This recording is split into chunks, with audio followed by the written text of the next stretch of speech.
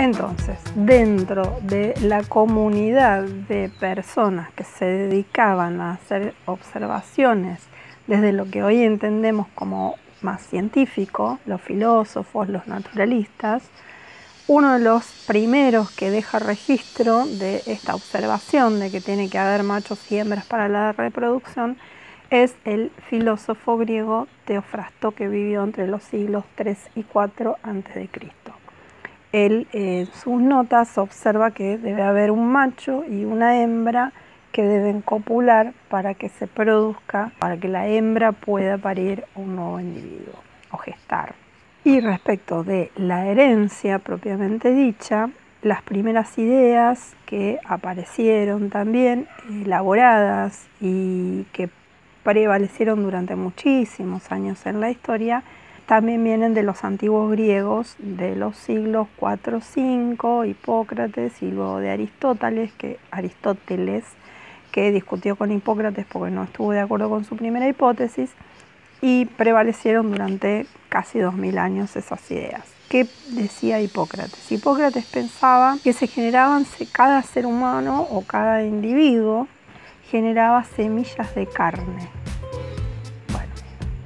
¿Qué quiere decir esto? Que cada parte del cuerpo de un individuo iba a producir partículas, ¿sí?, muy pequeñas, que eran como parte del cuerpo y que iban a migrar hacia las gónadas en el momento de la fecundación para constituir al nuevo ser.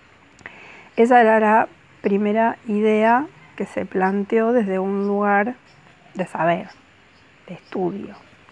Un siglo después, aproximadamente, aparece Aristóteles, que viene a discutir con Hipócrates esta hipótesis. Hipócrates, hipótesis, no está de acuerdo. Y dice, ¿qué es lo que dice Aristóteles? Dice, a ver, lo que vos estás, obvio que no se encontraron, ¿no? Lo que vos estás diciendo, Hipócrates, implica que la herencia ocurre de padre a hijo, de una generación a la siguiente, y todo lo que estaba atrás entonces se perdió. Pero resulta que hay un montón de personas que se parecen a sus abuelos o bisabuelos y no tanto a sus padres. Entonces, ¿cómo puede haber ocurrido esa transmisión? ¿Qué planteaba Aristóteles, nuestro misógino amigo?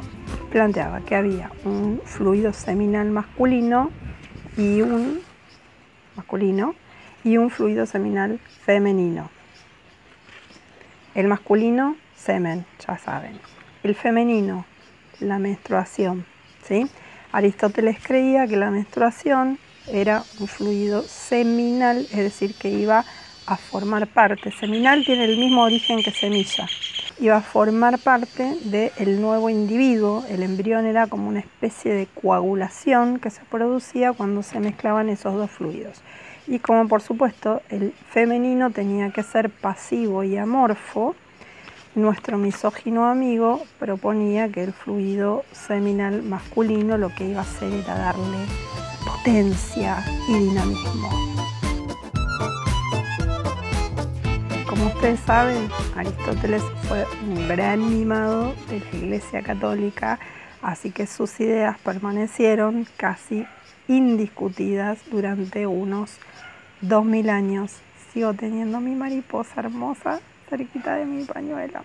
Durante 2000 años, por lo menos en lo que es Occidente. Bueno, ahora les voy a pedir disculpas porque me voy a distraer mirando mi teleprompter que tengo acá con algunos machetitos con datos de fechas.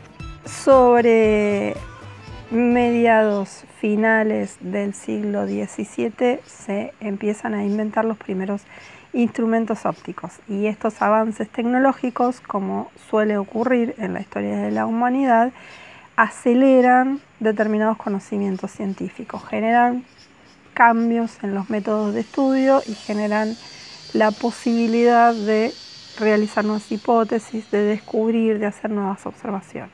Entonces, en siglo XVI, 1590, Zacharias Janssen inventa por primera vez un microscopio, ¿sí? Una máquina bastante rudimentaria, un instrumento bastante rudimentario, pero que ya le permitía hacer observaciones de objetos u organismos microscópicos. En 1624, ahora sí estamos en el siglo XVII, Galilei, nuestro querido y conocido Galileo, construyó el primer microscopio que se usó para investigación científica, ¿sí? Hasta ese momento se usaba como entretenimiento, como curiosidad. Luego, en 1670, Reginer de Graaf, creo que se pronuncia Reginer, no estoy segura, estudió los folículos ováricos, ¿sí? Descubre los folículos ováricos y a raíz de ese descubrimiento él hipotetiza la existencia de los óvulos, que no se observaron hasta unos 150 años después. Pero fue aceptado por alguna parte, la existencia del óvulo, gameta femenina, fue aceptada por alguna parte de la comunidad de estudiosos. Por su parte, en 1677, el señor era óptico, Van Leeuwenhoek o Van Leeuwenhoek o algo así, descubre los espermatozoides. Entre otras cosas, se dedicaba a todo lo que se le cruzaba por el camino. Van Leeuwenhoek lo metía bajo el microscopio y lo estudiaba. No me pregunten cómo se le ocurrió meter esto, ni quién fue la fuente, ni cómo le sacaba semen a los animales, porque no quiero saberlo. La cuestión es que descubrió los espermatozoides. A raíz de estos dos descubrimientos, el de Graaf por un lado y el de Van Leeuwenhoek por el otro, surgen hipótesis que vienen a relacionar la herencia con estas nuevas estructuras descubiertas, a saber, las gametas. Tenemos entonces gametas masculinas, espermatozoides o células espermáticas en algunos organismos donde no son móviles, y óvulos, gametas femeninas producidas por los individuos de sexo femenino. Cada uno de los dos quiere defender su descubrimiento. Entonces, cada uno postula a su célula descubierta como la candidata ideal para ser la portadora de la herencia. Van Leeuwenhoek decía que este señor espermatozoide tenía toda la información genética, no se hablaba de genética en ese momento, por supuesto hereditaria, y que cuando se encontraba con el óvulo, lo que hacía era darle esta información y el óvulo aportaba el resto del material celular, y cualquier parecido que el nuevo individuo pudiera tener con su progenitor femenino estaba dado por el ambiente. ¿Por qué? ¿Qué somos? Las hembras incubadoras. De Graaf postuló una hipótesis no tan machirula.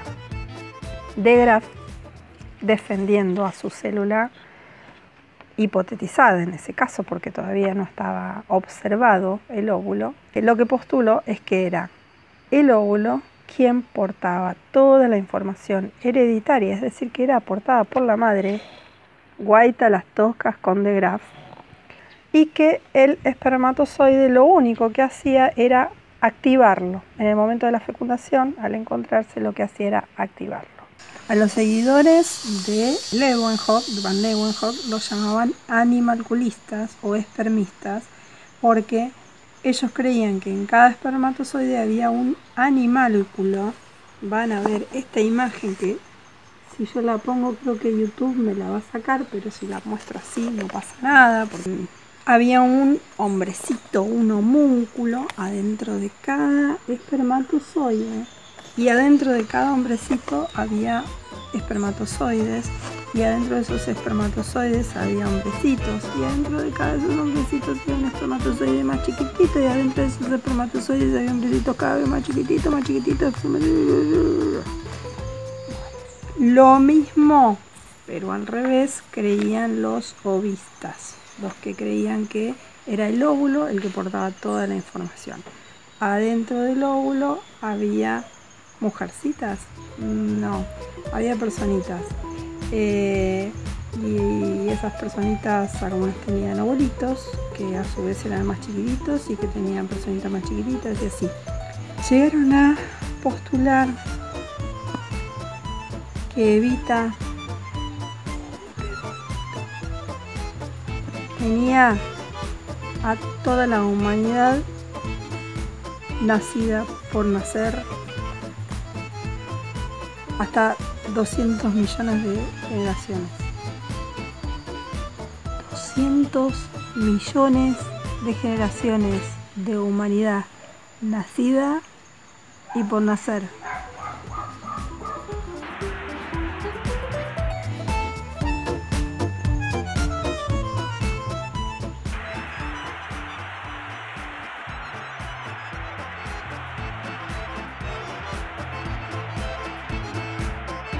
Hasta aquí con esa parte del tema, y ahora seguimos con otra cosita más que hay que saber antes de entrar a Mendel propiamente dicho.